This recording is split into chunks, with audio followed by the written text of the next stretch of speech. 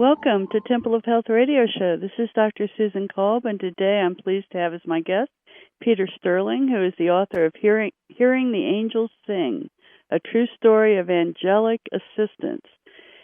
Peter is a self-taught harpist who has many CDs out with angelic-inspired harp music.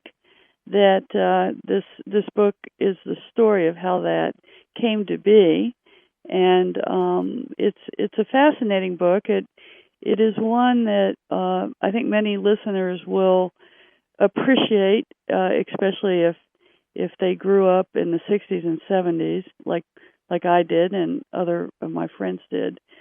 And it explains a lot of what our inner guidance can help us not only find the path that we need to take, but also bring everything that we need to manifest that right into us without any problems, without any other effort needing to be made. And Peter has captured all of this greatly in this book, and we welcome you, Peter. Thanks for joining us. Thank you, Dr. Kolb. It's great to be here. So, would you like to tell the audience a little bit about what you were guided to do in terms of your music and how your story evolved? Right. Well, I guess it all unfolded when I was guided to come to Sedona back in the late 80s. And now at this time, Sedona was just kind of a rumored place. There were stories of this mystical place in the desert southwest of Arizona. And I had heard some tales of this place, so I decided, I was in a transition time, so I decided to make a journey down here from Colorado where I was living. And when I drove down Oak Creek Canyon for the first time, I was struck by such a powerful sense of awe from the beauty and the majesty of the red rocks, and almost instantly there was a feeling of familiarity to it. It felt familiar, like someplace I had known before, yet I had no conscious memory of ever being there before. And so my first visit, I had the realization that I was going to live here. And so I returned to Colorado, packed my stuff, and a few months later I made a move by myself down to Sedona and to start a new life. And right from the very beginning, I've been an avid outdoorsman for most of my life, and so I started to explore the outback here, the remote canyons and the Indian ruins, and really hiked by myself a lot of the time. But what had such a powerful impact on me was this extraordinary silence that exists out in the canyons, and especially back in those days, we had a lot less air traffic and helicopter flights and all that, so it was just very, very silent, and I immersed myself deeply into the silence and just tuning into the energy here. And what happened is I went into a very deep place of stillness and silence. I began to hear music, and at first I thought perhaps the music was coming from maybe somebody was out there with me with a portable stereo playing some classical or symphonic music out there in the forest in this remote area. But then I realized that no, I was hearing some sort of music, some inner music, and at first it was very faint, but the more that I just kind of relaxed into it and tuned into it, the louder it became. And then it kind of overwhelmed me. It seemed like everything was in harmony with this music, the sound of the wind in the leaves and the bird song, and there were some trickling streams in the canyons, and everything seemed to be in this glorious harmony with this grand music. And it was very similar to the movie August Rush, if you've seen that movie, where the boy hears the music and then becomes a great composer. That was just like what happened to me. And so, to make a long story short, I heard the music, and then, trusting my inner guidance, I received a message to just let go and let the music take me on a journey. And then by doing so, I was also practicing a lot of yoga and meditation. And so I was pretty adept at like soul travel and kind of astral projection, and had it, become in tune with my non-local consciousness, and was experimenting with that. And so I just let myself go on the sound current, and it just carried me up and out of my body, and I went up into the light, and into the golden light, which many mystics and saints speak about, and many people that have had like near-death experiences. And then I saw the luminous orb of golden light that shined like 1,000 suns with this luminous golden light, and it was like emanating pure love. And then I was able to see that it was surrounded by the multitudes of angels, angelic beings of all shapes and sizes, the 9 choirs, if you will, and then I linked up with these angels. Actually, they came to me, and because at the time when I was in the canyons, I was asking for my mission to be revealed to me. I was deeply searching for who I was, why am I here on Earth, and what's my mission. Right. And so then the angels came as messengers, like traditionally they're known as. And they revealed to me that my mission in this life was to be a channel for the heavenly music of which I was hearing, and that the instrument I am to play is the harp. And I was like, wow, I couldn't believe what I was hearing. But I was so overwhelmed by this kind of holy presence of the angels and the light and the love that I was feeling and the unity of it all, that I just surrendered to it. And then within a matter of days, a small Celtic harp came to me, and I started to strum it, and I took it out into the canyons, and it had a little carrying case, and I could sling it over my shoulder and walk out into the forest and find a special place to take out my harp and start strumming it. And as I started to do that, I just noticed that, all the animals came around, the birds started to sing with me, the wind picked up, all these elemental forces started to respond to it. It was very magical. And then an energy overcame me. I really didn't take any lessons. I just started strumming it and allowing my hands to do what they wanted to do. And within a short time, distinct melodies started happening. And then after 10 months, I made my first recording, Harp Magic, which ended up getting discovered by a record label through synchronicity and circumstance. And they released my music worldwide to critical acclaim, and then within the year I was nominated for String Album of the Year in the Indie Awards here back in 1994, and this was like known as the Baby Grammys, and so it was very exciting, and many people the world over have reported miraculous healings and all sorts of beautiful experiences listening to the music, and I've been carrying on now for over 20 years and getting ready to release my 16th CD. And several of them over recent years have gone to #1 around the world on the radio charts for New Age music. I've received several nominations in recent years for Album of the Year for New Age music and all of that. So it's been very exciting, very fulfilling, and very rewarding to bring forth the angels' music over the last 20 years. So thank you for allowing me to share my story with everybody. Well, that's really incredible. I think many of us who've done deep meditation work have heard the music of the spheres. It's a very incredible music. I'm not a musician, so I have no way to bring it in, but I wanted to share with you, Peter, one thing that happened to me in Sedona. I was actually taken out there to attend the Keys of Enoch meeting. I took 5 months off and did nothing but meditate, fast, and work with a group of clairvoyants in the early 1990s, and I was guided to read the Keys of Enoch. So I went out, and I was actually sitting in the Keys of Enoch meeting when I was told to leave there and go to the airport vortex. And so I didn't know where it was, so I stopped at a gas station and asked, and they told me where the airport vortex was. So I went over there, and I went into meditation, and I was given the vision of this center that I was to build. And I was told that the center would be for the disasters. And it really is. It's for all of the people that medicine has kind of forgotten, the iatrogenic or doctor-induced injuries that the doctors claim have nothing to do with anything that they did, the breast implant illness and everything, plus a lot of other things, cancer, autoimmune disease, things that traditional medicine really doesn't understand.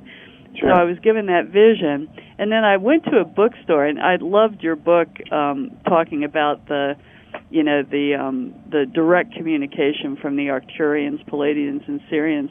I went to a bookstore, and I looked around because I knew I was supposed to read stuff on Ashtar, but I didn't really know where it was. So I walked up to this guy who was in the bookstore. He didn't work there, but he looked extremely Palladian. And I walked up to him, and I said, I need to read about Ashtar. What do I need to read? And so he took me over, and he took out all these books, and about 6 of them, and he said, here, read these. So I did. I bought those, and I read them, and I've been in communication, such as you have, with the Palladians and the other star people that are running the Ascension, so to speak, or have a great deal to do with the Ascension. So that was where I made my initial contact. And Sedona, then we did a 7-day water fast. My roommate and I did a 7-day water fast in the canyons that you're talking about. Oh, my and God. So, wow. So we really did some deep spiritual work then. Well, we have a lot of parallels here, because I was fasting. When I was fasting in the canyons, too, because I lived in my car here. I had a Volkswagen camper van, and I was guided to give everything up, and most of my material possession, except a few keepsakes, and I acquired a camper van, and I lived in the van, and it ended up, for 3 years, I slept almost every night in the canyons here, and did a lot of fasting and whatnot. But also, you were talking about the Keys of Enoch. That book I got, I discovered that in about 1985. And I read it, and then over the years I worked with Dr. J.J. Hurtak and his wife at their workshops, and played my harp for them. Right. One year I played for their Easter celebration and in Joshua Tree, and we had about 400 or 500 people. And he actually asked me to open the whole conference, so I was the first one to be on stage at the very beginning. And I did an angelic invocation on my harp for his group, and then and we've been friends over the years now, and that book had a big influence on me for sure.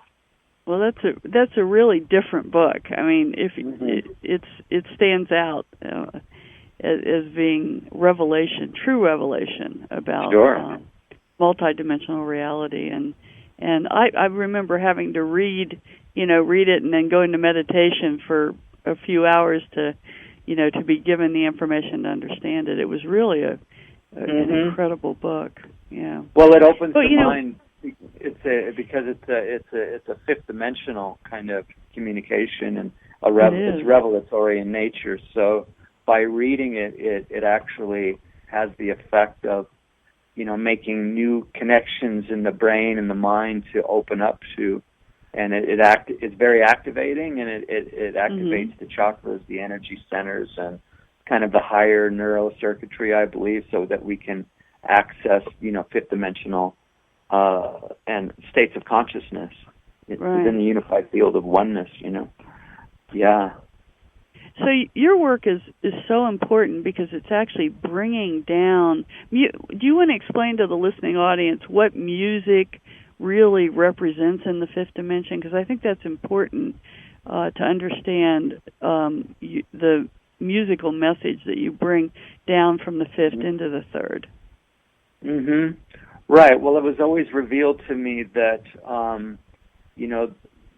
and it was shown to me that within the higher dimensions, the celestial spheres of light, luminous light within the angelic realms, there is this glorious music. So my mission was to be like a transducer and to be a channel and to transduce and to bring into this dimension of which we live within the third dimension here, this higher frequency angelic celestial music, which has the frequencies, has the heavenly harmonics encoded in it that are like a doorway, and it can be like a golden thread, if you will, that can, if the listener can open up and to surrender to it, the sound and the frequency can elevate one, can actually create an ascension of consciousness for the soul, and the music gives wings to the soul. So if you listen with your eyes closed, you can go on these kind of flights of fancy up into the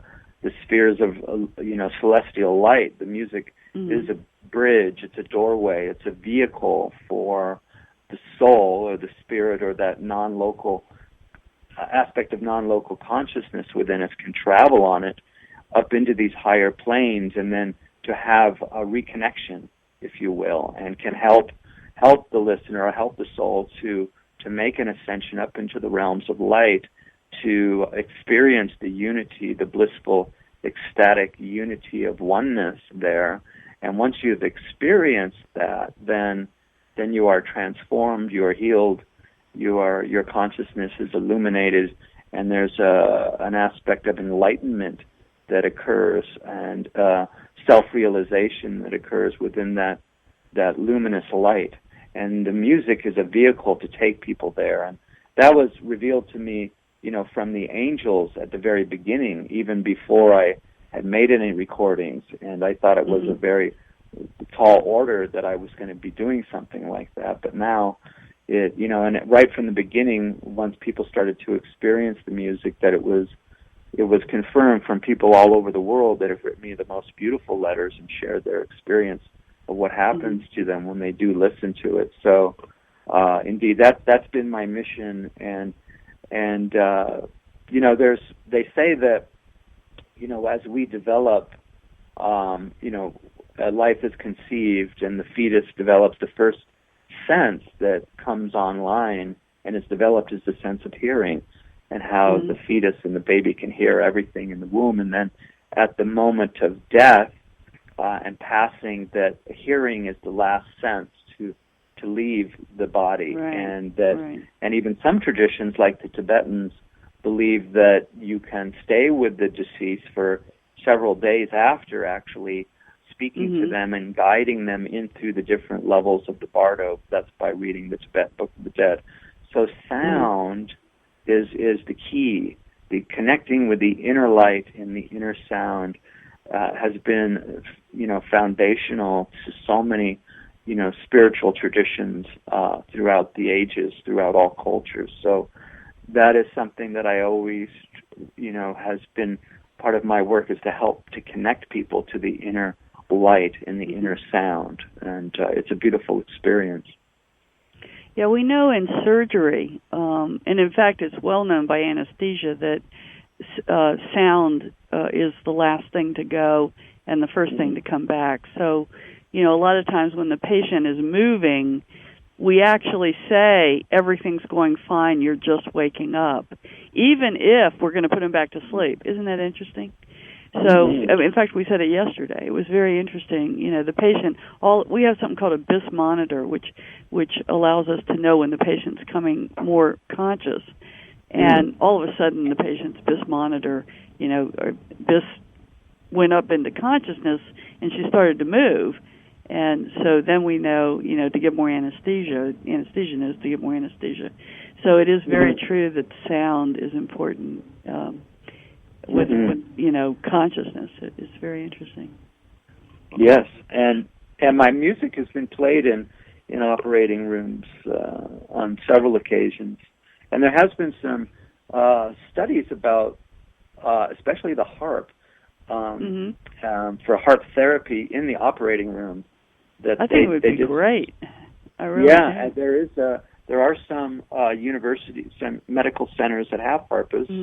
That play in the operating room. Now, I played myself in the hospital in the critical care units from patients strolling room to room, and had tremendous experiences with with patients, and the doctors would follow me around and see that when I started to play, that all the pain would leave their body, and oftentimes people would begin to cry, and because a healing would come upon them. But the studies that were done, they found that when there's a harpist in the operating room and they're playing, that the blood pressure and the respiration go down, and then as soon as they stop playing, even when the person is under anesthesia, then as soon as they stop, then the respiration and heart rate go up.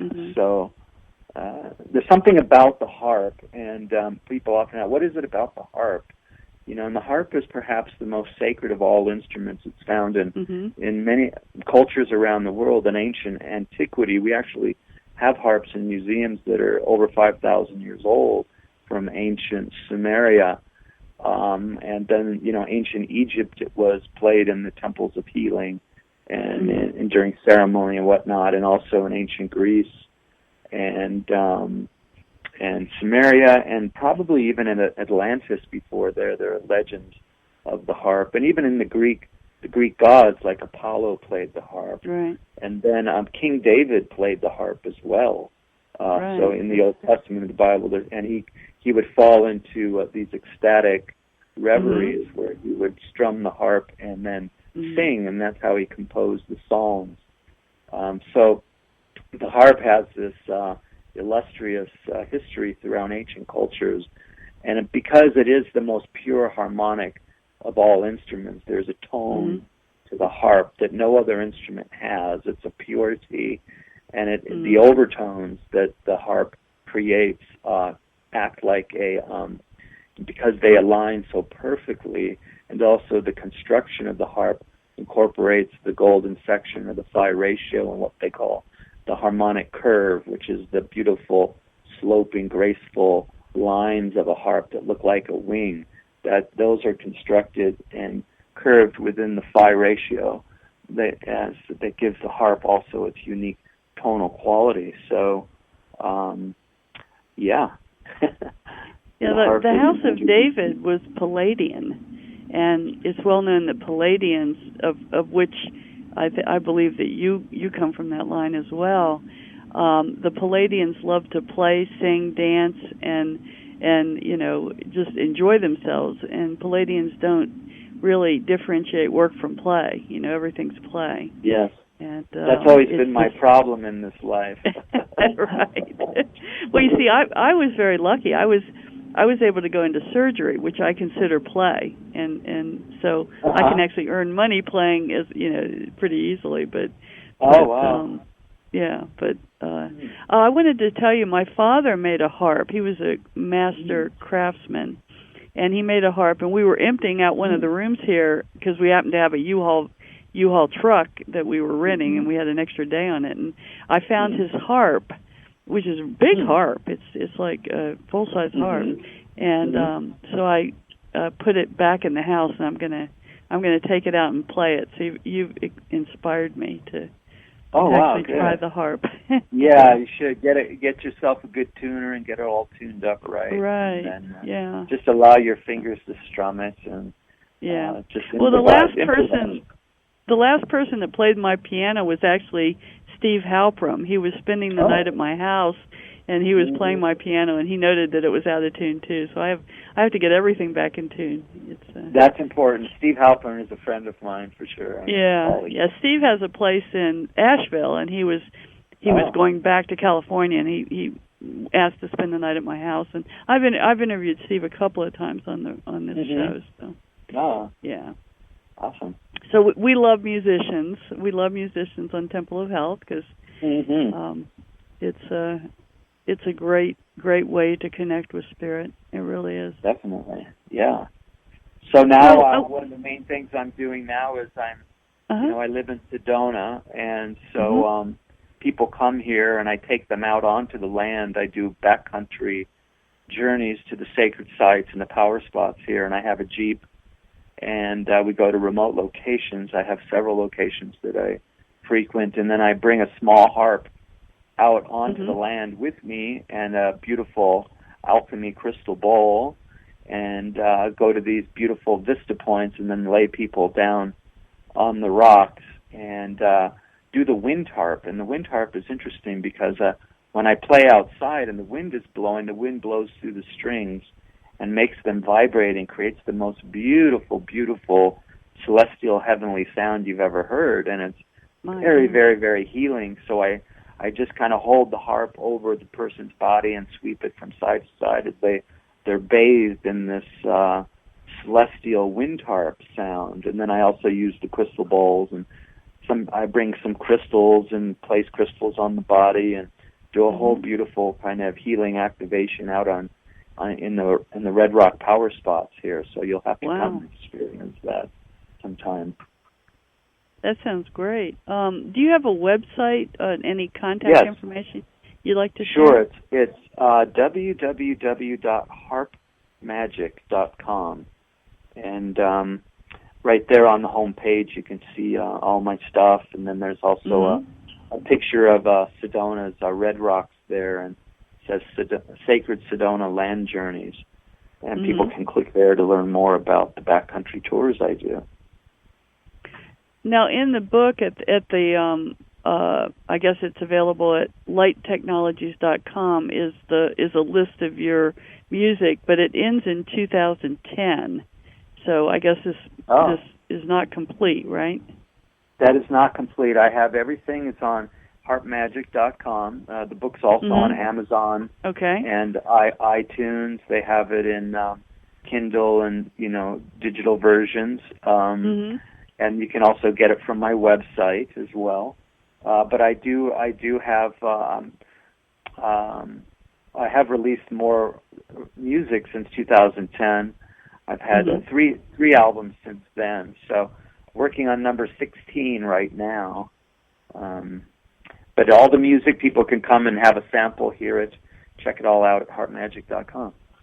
Great. So the music, the music of the spheres is actually more than just music. It actually is.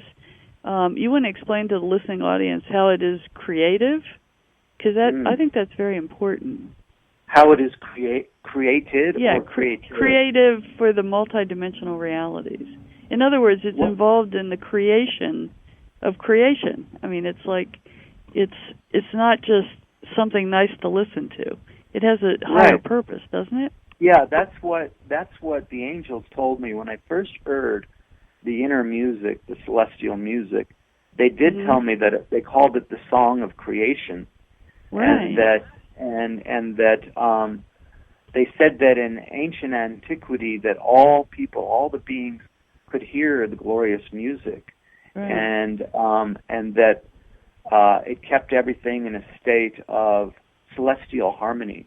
And even the mortals that dwelled upon the earth endeavored to sing and to replicate the glorious heavenly music. And that is even today still, even that there are traditions, religious and spiritual traditions, that endeavor to do that. And one of the most recent examples of that was when the Pope was visiting the United States, and he did a Mass at the St. Patrick's Cathedral in New York City.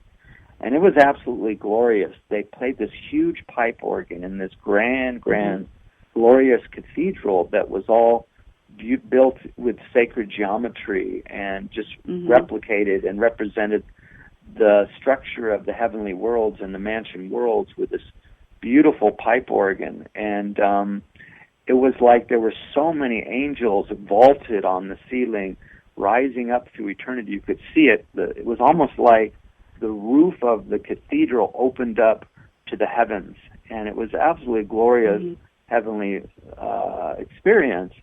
And so that's one example of how music, in religious traditions, has strived to represent that glorious heavenly sound. But now there also, with the music of the spheres, there is an element to it where there's the planetary harmonics, because as our planets spin around the sun, they do create they have a resonant vibration and a tone to them. And even our sun emanates a sound frequency that NASA has been able to record. It's called Sound of the Sun. And you can actually listen to that. If you just Google that, you can hear the sound of the sun. But all the planets have a tone, and so that's more of my orientation to the music of the spheres, is the planetary harmonics. But the celestial music actually, because the planets exist within the third-dimensional physical reality, which we perceive with our physical senses, but the heavenly and the celestial music, which comes from the angelic realms, is actually a higher harmonic than the music of the spheres, and can certainly the music of the spheres can move us into higher states of consciousness. But even to make a full ascension, then we can link with the celestial angelic tones, and that really acts as a vehicle of ascension. And it can actually, a lot of the angels had revealed to me that through using the harp and doing a lot of the work I've done was in order to activate the vehicle of ascension, which is known through the keys of Enoch as the Merkaba, which is the sacred geometry, the chariot of light, which is actually encoded in our DNA, and it's a vehicle of ascension. It's an evolutionary vehicle of ascension that is, in most of us, is lying dormant as a blueprint within the DNA.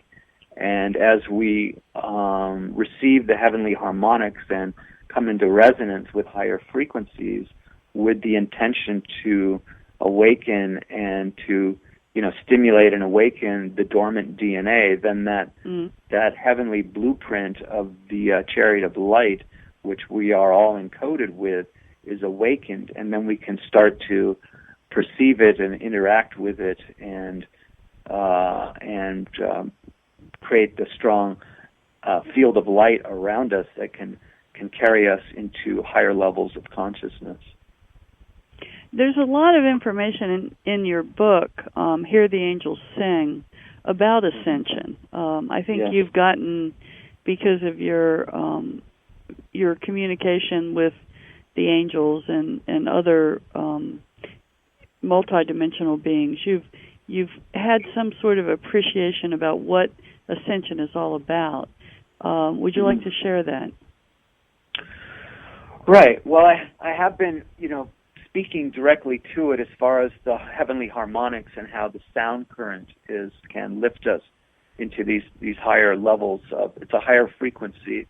It's with the harmonics can act as the harmonics of the sound, especially with the harp, can be like a vehicle to lift us into these higher states of consciousness. So, what is ascension? This is a big question. So there are some who believe that perhaps we would increase our vibration enough within our bodies, within our DNA and our cellular structure, that we could actually have a liftoff experience, or we could maybe even dematerialize and get off of the physical planet and have a full transcendent, like a rapture.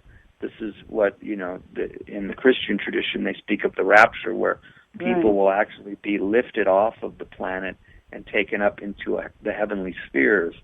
And so it's possible. Now, some people have the belief that the whole planet is making an ascension, that the whole planet is increasing its vibration. And apparently, I guess there is some scientific evidence that is showing that the Schumann resonance of the planet, the 7.8 hertz, which has been pretty constant, has been increasing of late and is increasing on a harmonic kind of progression to higher frequencies of the planet itself, which is evidence of the whole planet is making an ascension, perhaps.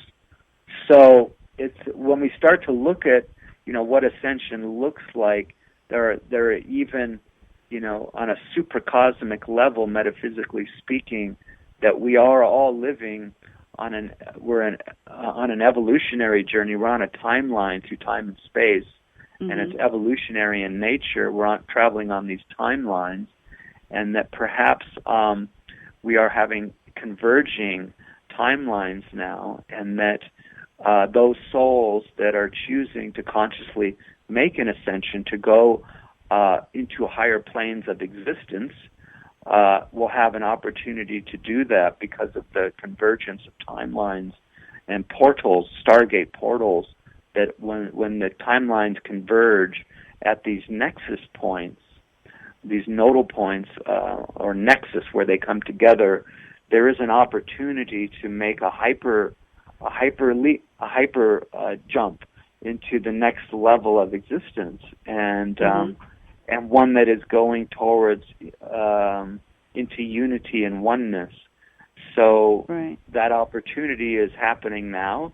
It's almost happening in slow motion because of the way that our perceptions are, but I think many people are reporting that they are linking with higher frequency energies which are affecting their perceptions. They're starting to see through the illusion of duality here within the world that our third dimensional world has been, encased in, and now new vistas, new panoramas of oneness, of illuminated vistas of oneness, unity, peace, harmony are, even within the chaos of the world, these beautiful vistas, many of us are choosing to focus there and are aligning our awareness, our consciousness, and making a conscious, co-creative decision to go to the next level. And a lot of us are doing that work to release our limiting belief systems, to do our inner healing, to heal our inner child, to reclaim our lost fragments of self, to come more into our empowered totality through all the interpersonal spiritual work we're doing and healing work, and becoming more empowered and self-realized as spiritual beings.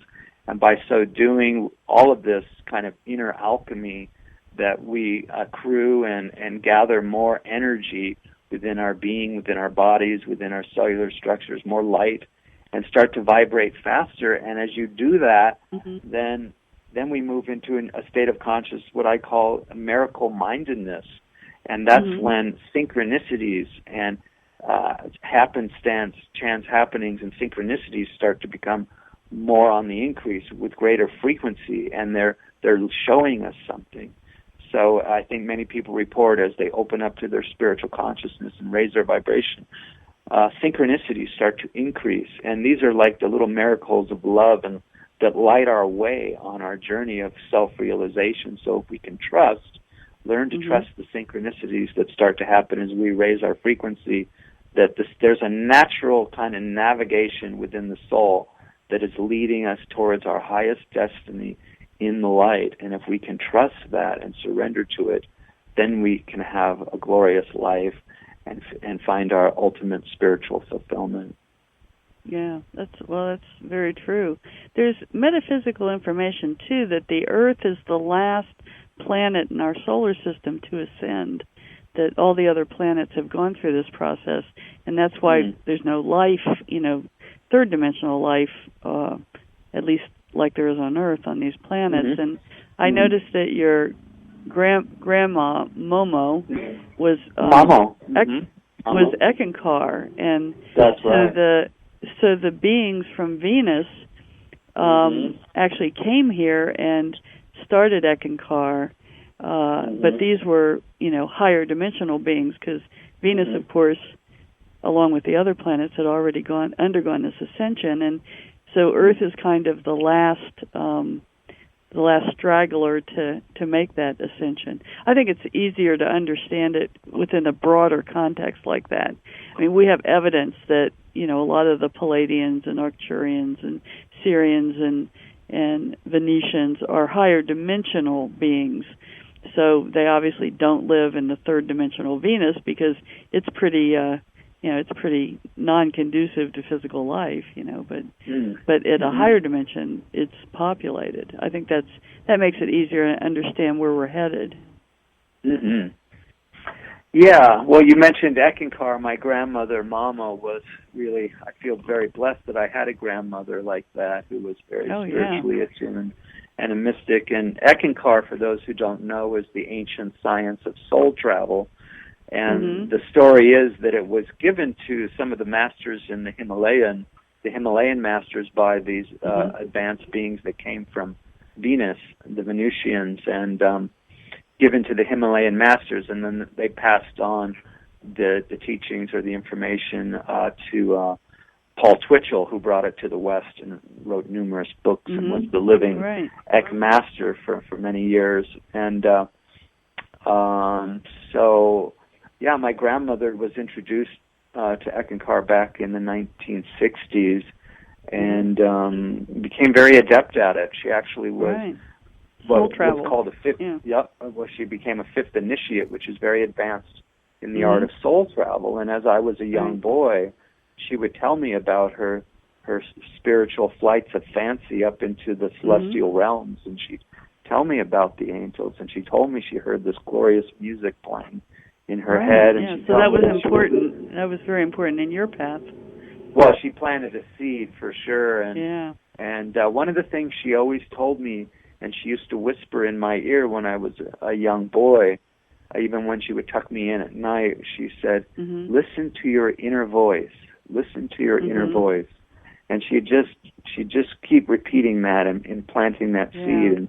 And ever since I was young, I had a connection to the inner voice, which has guided me, pretty much throughout my whole life. So I feel very lucky that I was able to have that. Yeah, I went into meditation right before I was guided to quit my job. I mean, I went into meditation and asked what to do, and I heard quit your job. At the time, I was a very successful plastic surgeon, so I quit my job. And, of course, everybody thought I was crazy, but I did 5 months. Now, I want to tell you something interesting about Eckankar. I think you'll find this fascinating. Eckankar was part of our education. We met 3 times a week. There were 7 of us. And learning spiritual sight and hearing, learning to channel, learning all the things, learning healing, all of the gifts. I basically quit my job so that I could study with this group of 7 people. And 2 of the people were doing a little exercise on the side, unbeknownst to the rest of us, and they called Rabazar Taurus to appear. And to their shock, he appeared in the physical, and then he admonished them for bothering him. Rabazar Taurus is an Eckankar master, so he actually appeared in their living room, but admonished them for, or scolded them for calling him, and said that they had no right to do that. So that was part of what happened during 1960s. 1990s. During the 5 months that I was studying with this group. So I thought that was hilarious, Well, it's interesting. You can't just call a master. Yeah, and also something I've learned in recent years is that Sedona has had an Eckankar community here and had a center here for many, many years where you could go into this house and they had all the framed pictures of all the Eck masters in the house, and some of the biggest people in Eckankar came to Sedona even back in the 1960s and 70s and anchored, kind of the Eckankar energy here in the Red Rock country of Sedona. So I think that Sedona is interesting because it has this energetic to it, and I also recently discovered that the United States Geological Survey has surveyed, all of North America, the magnetic fields, and what they do is they fly in a plane or a helicopter at a certain elevation with a magnetometer, and they can measure the Earth's magnetic field. Well, what they found here in Sedona has the highest occurrence of magnetic anomalies in the magnetic field here in North America. Wow. Meaning that there's drops and spikes in the magnetic field here. And there is some research on how that affects brainwave states, the magnetic field, because our brain interacts with the magnetic field. So when you come and you sit on these certain power spots where there's been known phenomena and the magnetic fields, there's these anomalies that it can really create a shift in perceptions and levels of awareness here. So, anyway, that's where I was given. That's where I was given the airport vortex, which I'm sure you've been to, is where I was given that vision of building this center for that has helped thousands of people. And without it, thousands of people probably would have gone ahead and died. Because there'd be no hope for them. So You're That's right. beautiful. I was guided there and I was actually told to leave Hertog's lecture and go to the airport vortex. It was really funny. Oh, wow. Well, you were listening to your inner voice. You were obviously being guided, and that's the magic of Sedona. Many people come here and then they receive the visions for what they're supposed to do with their life. That certainly happened to me. It sounds like it happened to you too, and also for many, many of my friends have had that experience here. Yeah. Well, I think it's just wonderful that you're doing these activations and healings for people out in the, you're real familiar with all of the PowerPoints and you can really help facilitate that. So I would encourage anybody who is really struggling with, because some still are, still struggling with their mission. They know in their heart that they aren't doing it, but they're not sure what it is. I think if they would travel out and visit you in your with all the tools that you have, that you could really help them. Well, certainly that's what we do, and my wife is here as well, and she does. She's a certified massage therapist and energy worker, and so we work as a team. And then our house is like a center here because I also am an artist. I'm a visual artist, so I do my stained glass and my paintings here. And the house is like it's a working artist studio and a gallery showroom in the upper floor in the main area. So we bring our clients and people into the home. And then we often do house concerts and workshops here and special events as well. So invite everybody to come and have a visit with us. Well, thank you. You're welcome. Well, we're coming up on the end of our hour. Would you like to give your contact information one more time? Sure. Well, people can come to my website at harpmagic.com. And if you're on Facebook, you can like my pages there on Facebook. I have Peter Sterling Music. Harp Magic Music is on Facebook. Also, my art is called Mandala Magic because I make these beautiful mandalas. And so you can find that on Facebook as well and take a look at my art.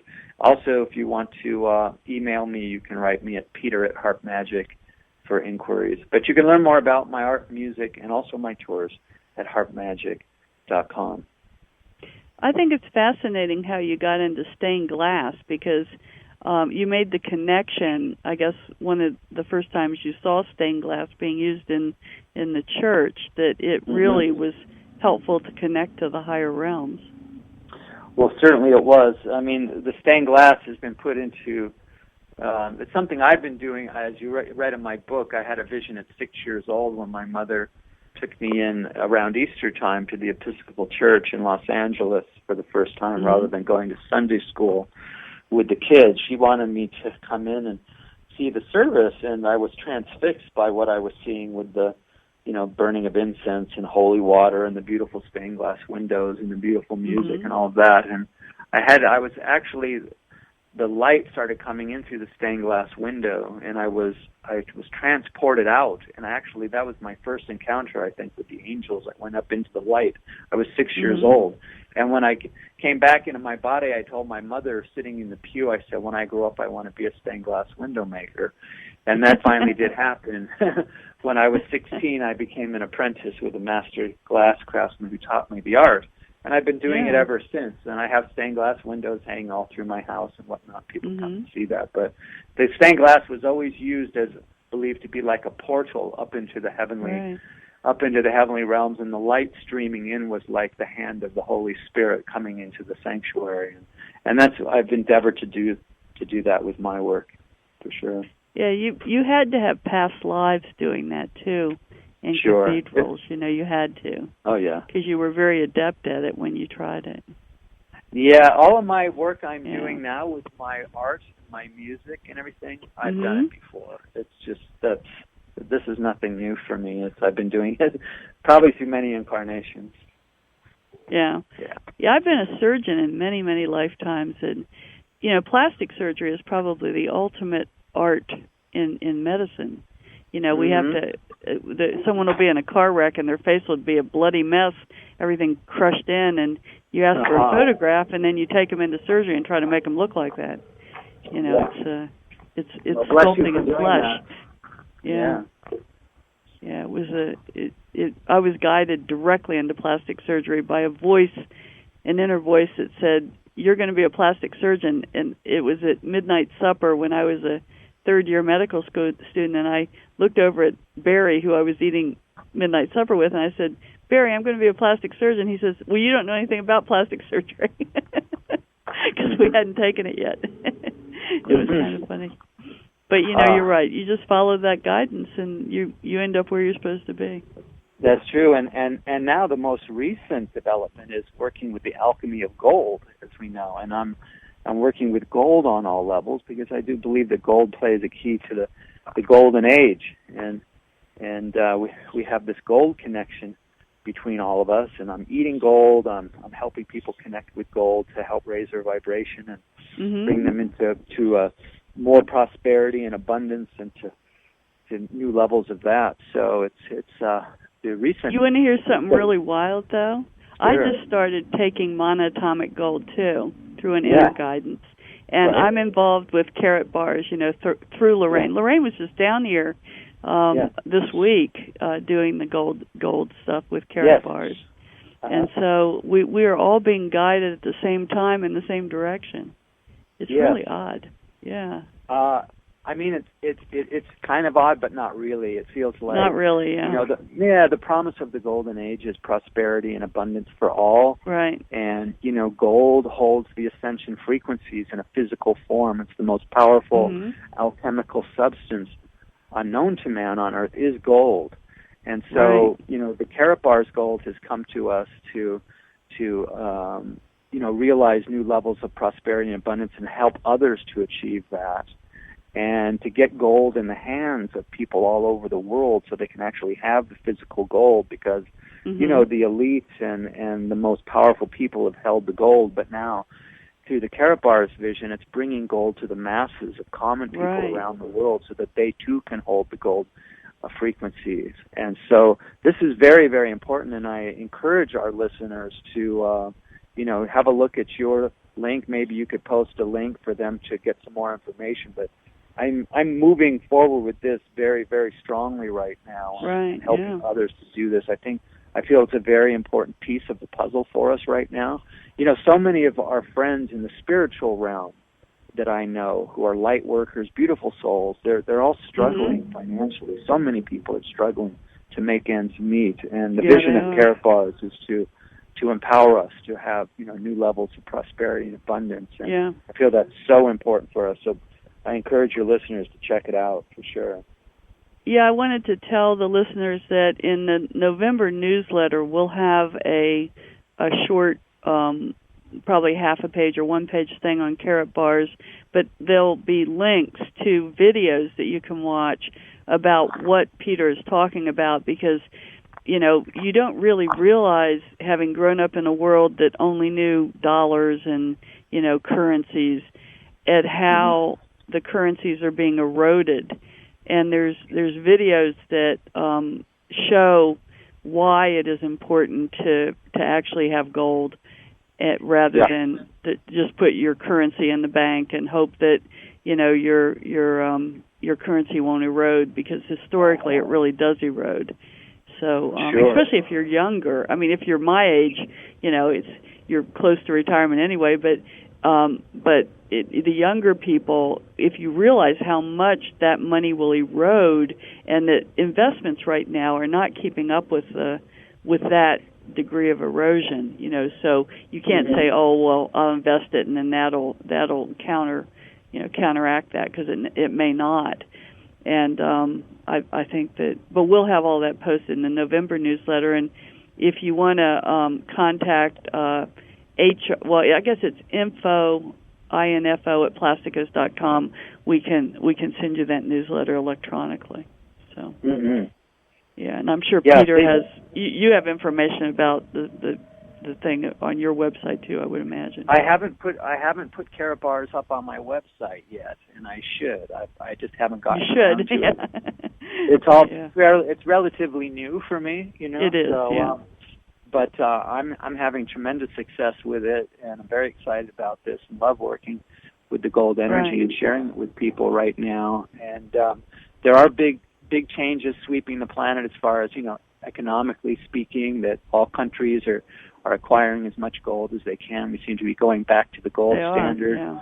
And so, and these are the final days of the dominance of the dollar and all of that. So it's important for all of us to start acquiring a little gold savings. Yeah, and also the really important news is the information that Kesh is putting out on the ending the dominance of oil and other more expensive energy sources that really have kept the planet, most of the people on the planet, in slavery. Because energy is so expensive. So we're all excited to see his plasma generator demonstrated. And I've been on the website. It's very exciting developments with that. I can't wait to get one myself for my home here in Sedona. Right. We're truly in the last stages of the ending of the dense third dimensional arena, and I think we're all just going to be a lot freer and a lot more prosperous, and life is going to be a lot easier, which is, it's time for that. We are standing on the threshold of a golden age, and even the recent reports from NASA that they've discovered an artificial structure potentially that's out in space around a star. I don't know if you caught that story, but it's a huge sphere-like planet-sized artificial structure, they believe, and Michio Kaku, the Nobel Prize laureate, he was saying that the discovery of this is potentially as big as Columbus discovering America, is what he said. Really exciting. Because if this is actually an alien structure in space, and we found one, this is well, we know that. I mean, we were told that the Arcturians have ships that are 10,000 miles in length. I mean, wow. We know that there are just incredible things out there. That and I really believe disclosure is right around I think it's all going to happen at once. Disclosure, the energy, freedom, the financial freedom, which is tied to the energy freedom, and health. I'm medical, so I really am interested. In fact, I was asked to go to the inner planes, and Arcturian, Sirian, and Palladian asked me to be part of the medical disclosure. So I said yes, of course, I would be. So that's around the corner as well. Awesome. But thank you so much for joining us today. I really appreciate your taking the time, and I'm glad Lorraine connected us. Yes. That was great. So anyway, we've been interviewing Peter Sterling, who is the author of Hearing the Angels Sing. And if you go to HeartMagic, is it .com, Peter? Yes, or HeartMagic, HeartMagic.com. Yeah. You can see all of his music listed there. And please also note that he does activation sessions in Sedona for those of you who are guided to take advantage of that. Let's see, next week we have Beyond MTHFR by Andrew Rostenberg. I'm looking forward to that because a lot of my silicone toxic patients have methylation defects and other detoxification defects. And then Megan Karnikas is the next week, a deeper perspective on Alzheimer's and other dementias. So thanks, Peter, for joining us. We really appreciate your input today. It was a great interview. You're welcome, Doctor, and I look forward to meeting up in person sometime, hopefully. Great. That'd be fun. Yeah. Anyway, this is Dr. Susan Kolb with Temple of Health Radio Show. Please join us next week.